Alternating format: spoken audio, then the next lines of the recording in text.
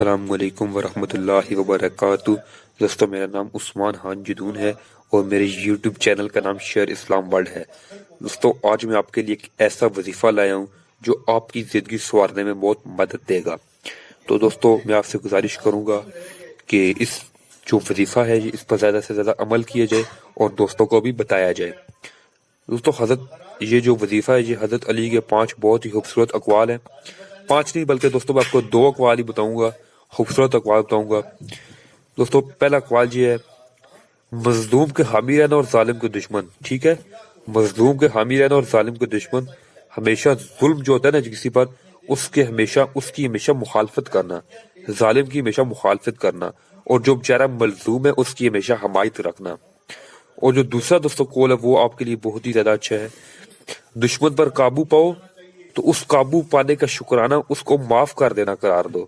دوستو ایک دوسروں کو معاف کرنا سیکھیں، محبتیں بانٹیں، لوگوں سے پیار محبت کرنا سیکھیں، نماز قائم کریں، اپنے والدین کی خدمت کریں،